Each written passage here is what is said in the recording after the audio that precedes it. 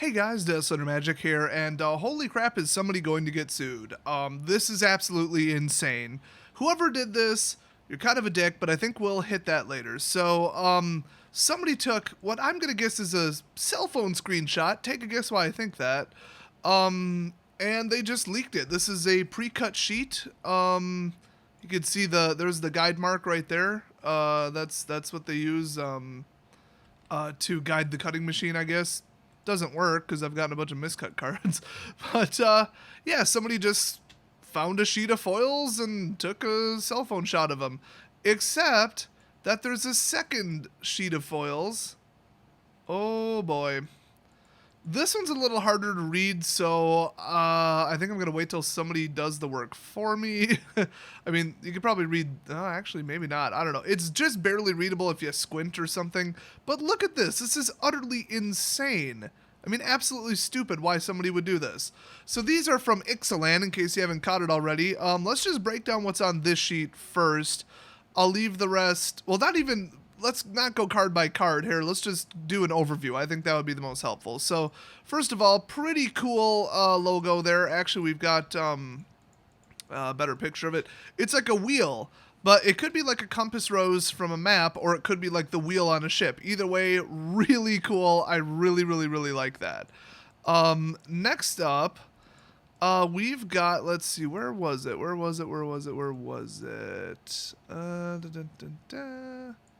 One of these. Well, let's just go to the land. Why not?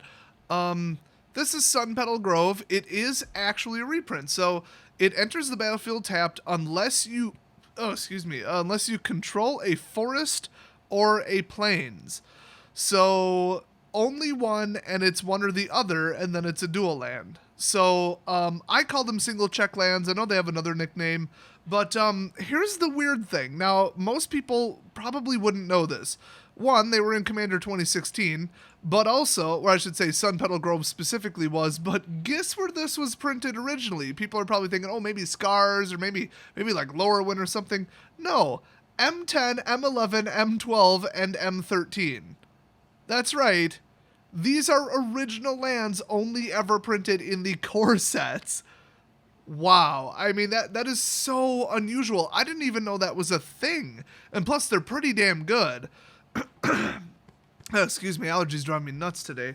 But basically, what we have right now is like a double check land, but I think it just says 2 basic lands. So that lends itself to playing above 2 colors a little bit. But otherwise, these are just so much better. And honestly, if you don't have a 1-cost spell in hand, this could be the first land you drop and whatever. I mean, who cares? You weren't going to spend the mana anyway. Anything past that, you should be good. To an extent. If you're running a whole bunch of dual lands, this won't work, because very few of them these days, I'd say half or less, are labeled forest or plains. Now, some of them are actually, like the cycle lands are actually forest plains. Actually, I'm not sure that exact combination of colors exists, so take that with a grain of salt. But they might be an HOD, they might fill out the other colors, who knows. But I think that's cool. I don't like...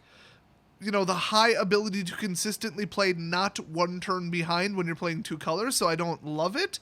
But as far as a powerful card, I love it. Now, let's look at Captain Lannery Storm. This is pretty cool. Can't really tell if it's a legendary in this shot or rare. I don't know how sheets are laid out. Nobody really does.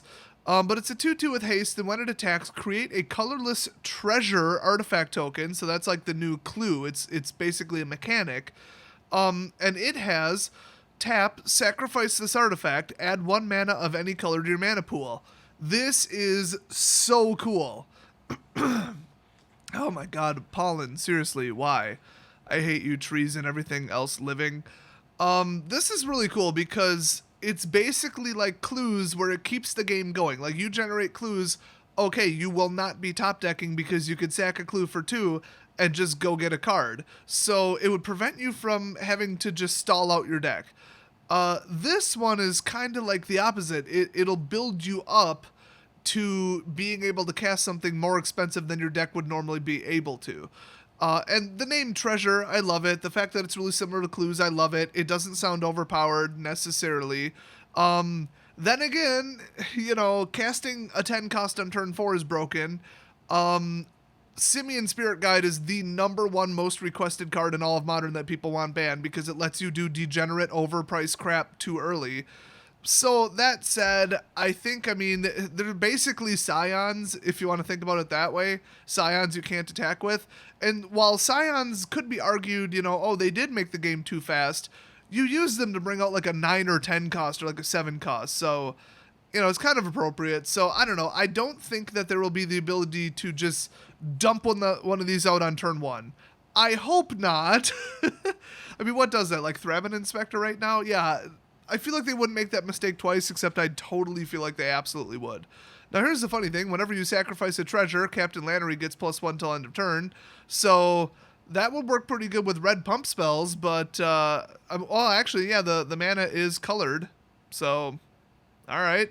So that's pretty cool. So I think treasure will be a really cool mechanic. I think these are really cool lands. Now let's just look at the rest of these. Why the hell not? That looks like another land up there, by the way, so that's cool. So we got red-green. This one looks like it costs 7. Don't know if it's a sorcery or not. It's something's insight. Looks like a merfolk, actually. That's kind of cool.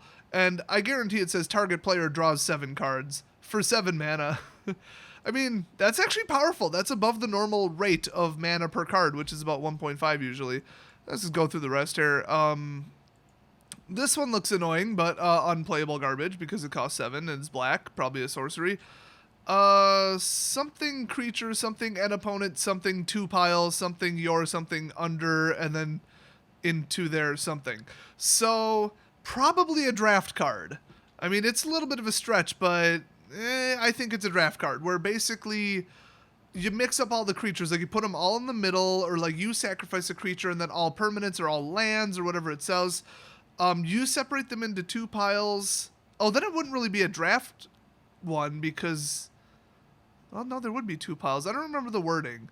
I don't know. Either way, it sounds like then something else like enters the battlefield under your control and you change control of something.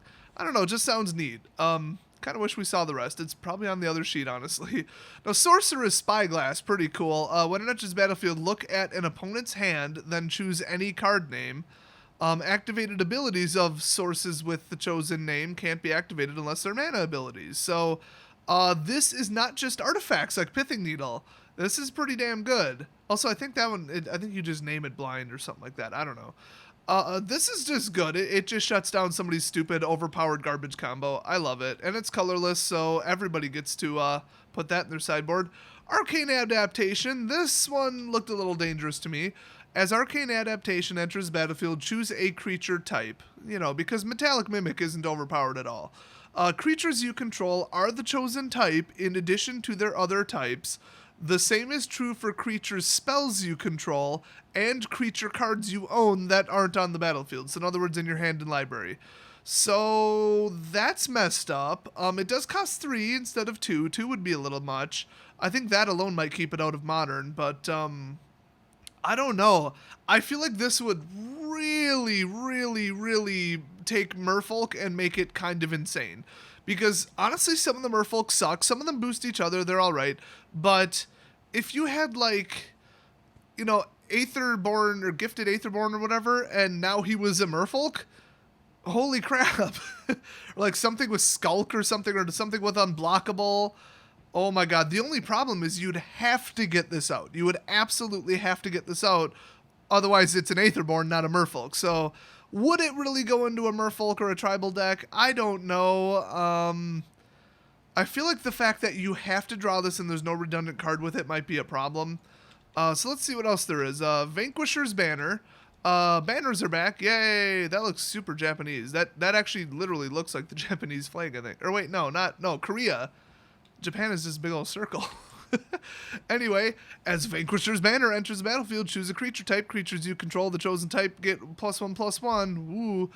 Whenever you cast a creature spell of the chosen type, though, draw a card. Now, that's insane. That is absolutely mental, but it costs 5. So that's actually perfectly appropriate, in my opinion, but I think people will play it. That's like exactly when you would want it. Is, okay, 5 mana, I'm running out of cards. Oh, look, every time I cast a Merfolk or a Goblin or a Dinosaur or whatever the hell, human probably, then I can automatically draw a card and probably cast a second one, and I probably have the mana to pay for it too. So that's pretty nice, but it's so late game that it's not unfair. Anything that costs 5, it's pretty hard to say it's an unfair card. Now we've got a pirate that costs 1 and something. Don't know what his stats are, but he is a human pirate, so hey, pirate confirmed, yay. You pay 3, Daring Saboteur can't be blocked this turn. I love that. I loved it when it was on Thassa. I just love unblockable. It's very hated by opponents, but whatever. Whenever Daring Saboteur deals combat damage to a player, you may draw a card. If you do, discard a card. So it doesn't +1 your card advantage, your cards in hand, but if you're running like a kind of sketchy like 3-purpose deck and you need to get rid of like creature removal because all the removals are gone, or the creatures are gone, okay, I could see it, you know. I mean, you could just choose not to. Also, you could just hit them. I have a feeling this is going to be like 1 attack power, though, because that's usually what they do to unblockables. I mean, you can't tell much more. This one has the and erd and 4 toughness. And costs 5, and there's smoke. Awesome. Let's see what else we got. That's about it. Oh, there was something in this corner, but I think it was a little bit better on the other one. It's a 3 loyalty Jace because it says Jace right there. It's something about copies. The funny thing is, the further you zoom out, the easier it is to read. I think it says something that are copies of Jace. Something's, I don't know, except they, something not, I don't know. It's a cloner card. It sounds awesome. Plus, here's a 6/6. Oh boy. And I don't know. We got some flavor text there. Nothing too special. I mean, it's really just these cards in the middle. So, what do you guys think so far? As soon as they post a full text, I guess I'll say translated version of this other page, I'll be looking into that. This beast right here. It's kind of hard to read, but if you try hard enough, you can. Now, there's Vanquishers, and there's the little unblockable thing. So we got a shot of right here, but then we've also got all this to work with. And it looks like they primarily took a shot of the rares and mythics. So, dick move, whoever did this. Let's move on to that for a second. Okay, so I don't want a non-searchable, not in the Gatherer, not on any website thing hovering over every deck I build from now until the release of Ixalan, where it's like, oh, do I do this or do I do that? Oh, but tribals are going to be really big, so do I bother to build this or do I build tribals? Because now I know things I shouldn't about Ixalan. I would rather just not know. Now, the flip side of that is, okay, I mean, you can make a more intelligent purchasing decision, I guess. So there's something to be said for the other opinion here. You could say, oh, well, this is going to be really strong in Ixalan. I know that because here's the majority of the rares. But then, I don't know, it's hard to say. Because, like, I just don't want to know. I just, at the end of the day, I don't want to know what I'm going to have to play against in the future. I don't want that to be a thing yet, because it's not supposed to be a thing yet. So hopefully you guys follow my logic on that. Overall, I think the person who leaked this is a dick. I'd love to hear their excuse or their reasoning. One thing I can say is I guarantee you this wasn't Wizards. This wasn't one of those, whoops, we leaked it, and it's just like Mark Rosewater with his cell phone or something. And they're pretending it's a snuck out thing, but it's not. No, not with Hour of Devastation. We know like 9 cards or something. Speaking of that, why the hell not? I'll throw it in. Jace's defeat. We have another Hour of Devastation, spoiler. This one's the digital copy. So I actually don't know where this came from. I don't know if this is just the first spoiler. I don't know. I honestly don't even know if the crappy cell phone pics of the other ones, like Wildfire Eternal, were supposed to be leaked or not. I feel like the game day promos weren't, but maybe that's just the clever marketing. I don't know, and I don't care. It's close enough that if somebody leaked them, a couple days early, whatever. That's just sticking it to Wizards and pissing them off. Like, 3 months early for Ixalan, or whatever the hell it is, that's a dick move. I do not stand behind that. But anyway, Jace's defeat. This is the most pointless card I've seen lately.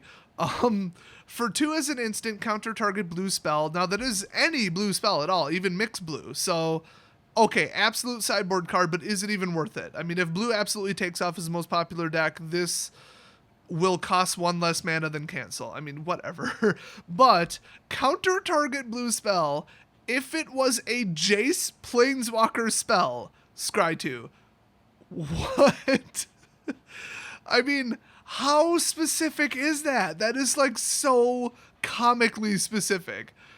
It's just, I think they just added that for flavor. They do that once in a while. They'll add this little teeny tiny like way out of the spell or extra inclusion in the spell, and it's just for like storyline reasons or something. So the flavor text on here is, I had hoped for more from you, Jace, but I expected as much. Nicol Bolas. So apparently Jace gets defeated. Looks like, Nicol Bolas came in and just reprogrammed the gods' minds by like wiping their minds instantly just by like blinking at them. So, I mean, Jace is pretty powerful, but I recall him being afraid of that one Sphinx's mind. I don't remember who won that or if they had a duel. I don't remember how that went. That was from Origins. Go read it if you're interested. But yeah, I mean, Jace versus Nicol Bolas in a mental fight. I don't know. I kind of think he's going to lose in the storyline. Speaking of that, second storyline chapter coming hopefully today, hopefully in about 15 minutes. Who am I kidding? I'm going to go get a pizza and then I'm going to record it. So what do you guys think about all these spoilers? What do you guys think about the people who spoiled it? That's kind of the more important thing until we get a full breakdown of all this text. So yeah, let me know, and I will see you guys next video.